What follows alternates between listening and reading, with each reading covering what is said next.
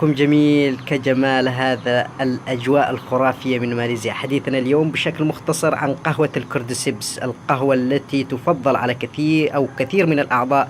ديكسن يفضلون هذا المنتج الرائع، وطبعا منتج رائع وكثير استخدموا هذا المنتج وشهدوا له بجودته أنه مفيد جدا للصحة.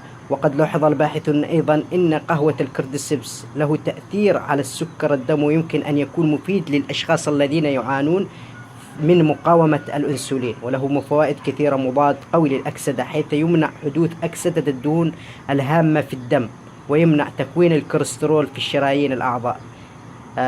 فهذه القهوة مفيدة جدا وتحسن من وظائف الجهاز التنفسي، تحسن من وظائف الكبد، وتحسن طبعا من وظائف الكلى، تعزز الطاقة البدنية، ويساعد في تخفيف مستوى الكوليسترول بنسبة تتراوح 10% إلى 21%، وتخفض الدهون الثلاثية بنسبة تتراوح 9% إلى 26%، كما تزيد من نسبة الكوليسترول النافع بنسبة 27% إلى 30%.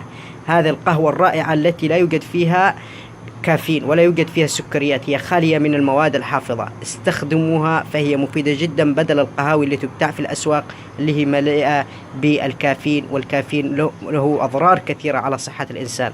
تحياتي لكم، السلام عليكم ورحمة الله وبركاته.